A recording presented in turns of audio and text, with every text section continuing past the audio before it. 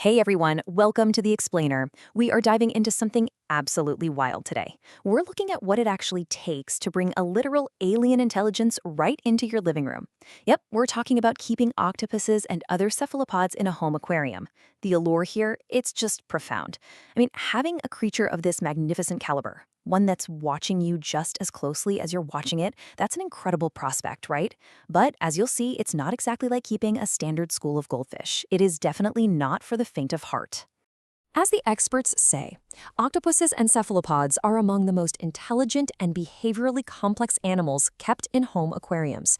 And wow, they aren't kidding. We're not talking about your average pet swimming endless, mindless laps here.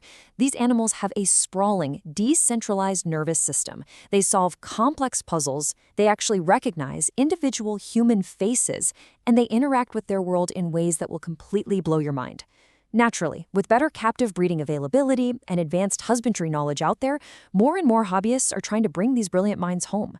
But that immense intelligence brings us to a very sharp reality check. And here is that reality check. Demanding, stress-sensitive, and notorious escape artists. As much as we love the idea of an 8-armed buddy hanging out with us, the hard truth is that these animals are incredibly demanding. Because they're so profoundly smart, they get restless quickly. And trust me, they will turn simple boredom into high-stakes Hollywood-level escape attempts. Plus, they're highly stress-sensitive. If their environment is even slightly off, their health can tank rapidly. Keeping these majestic creatures requires a massive, rigorous commitment. We're talking intense prep, a big financial investment, and specialized gear way before you even think about bringing one home. So let's jump straight into Section 1, the Cephalopod Care Challenge. This goes way beyond the standard fish tank. We tend to romanticize the home aquarium, don't we? You picture a basic glass box, some loose gravel, bright lights to make the coral pop, and a flimsy plastic lid. But a cephalopod setup? That requires a completely different universe. You're building a highly specialized habitat here. Standard tanks have loose gravel, but cephalopod setups demand smooth rockwork. Why? Because an octopus has delicate scaleless skin that is super prone to scratches and injury. They also need low-stress, low-light environments because those giant, complex eyes of theirs are incredibly sensitive. Oh, and forget the basic lid. You need engineered, ultra-secure containment. Which brings us right to Section 2, stopping the Great Escape. Securing the perimeter. Physical containment is your very first hurdle. And guys, it is a massive one. Since they don't have bones, an octopus can literally squeeze through a gap the exact size of its own beak. If there's a weak spot in your system, they'll find it, probe it, and slip right out. No joke. So here's your non-negotiable blueprint for safety. Step 1, invest in robust, lockable weighted lids. Step 2, add fine mesh or engineered overflow protection so your curious friend doesn't get sucked into the filtration system. And Step 3, meticulously seal every single plumbing penetration and cable run. Moving on to Section 3, perfecting the water chemistry. We're creating an invisible safety net. To do this, you absolutely have to adopt what's known as the cycle-first approach. Basically, this means allowing beneficial bacteria to fully stabilize ammonia and nitrite months before the animal ever touches the water.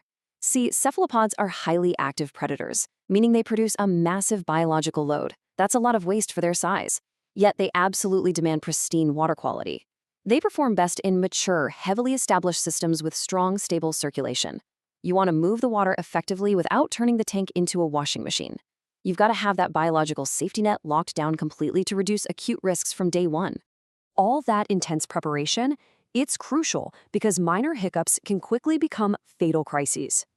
Common setbacks to avoid include sudden temperature swings, unstable salinity, contaminated water, and poor oxygenation.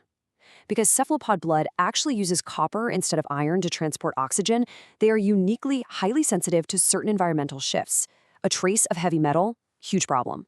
You literally have to be obsessed with rigorous routine water testing to keep nitrates and all key parameters perfectly in check. All right, Section 4, diet, enrichment, and welfare. Let's talk about feeding the mind and body. True enrichment starts right with the physical layout of their home. This tank isn't just a house, it's a playground, and it has to be exceptionally safe. A healthy environment includes that smooth rockwork we talked about to prevent physical injury when they're jetting around. They also desperately need deep, secure hiding spaces to retreat to when they feel vulnerable. But since they're infinitely curious, you've got to build structured exploration areas too. Just be sure to audit the tank for entrapment hazards or unstable, aggressive structures. They need to explore without the risk of a rock slide or getting wedged in a tight spot. Now, a tailored diet of fresh prey is required, but it's really about how they eat. Hunting and foraging is huge here. Cephalopods benefit immensely from working for their food rather than just having it handed over on a silver platter.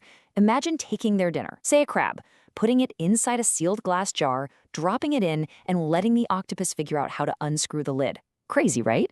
But encouraging those natural hunting and problem-solving behaviors is a total game changer for their daily mental welfare. It keeps those brilliant minds active and completely staves off that dangerous boredom. All of this builds directly into stress reduction, which is absolutely critical for their psychological health. Many of these species are remarkably short-lived, sometimes just a year or two, so keeping stress low is everything. That means actively avoiding bright lighting, preventing frequent disturbances or sudden loud noises, and absolutely zero aggressive handling. As a keeper, your main job is to quietly and consistently monitor their appetite, their coloring, and their behavior patterns for any subtle shifts that might indicate they're stressed out. And that brings us to Section 5, the ultimate aquarium commitment, weighing the rewards against the reality. Look, before you even start pricing out tanks, you've got to run through a rigorous pre-acquisition research checklist. You need to know the specific species' adult size, their exact temperature preferences, and their general temperament. And remember, tank mate compatibility? Not a one-size-fits-all deal. If you throw some fishy roommates in there without doing your homework, you're probably just serving up an expensive snack or setting the stage for a dangerous turf war. The risk of bites or resource competition is super high, so you have to know exactly what you're dealing with. So, I have to ask you directly, are you ready for the commitment? It's so easy to get caught up in the romance and the absolute novelty of having a pet octopus, but are you actually prepared to deeply commit to the uncompromising, meticulous, daily grind of this specific husbandry?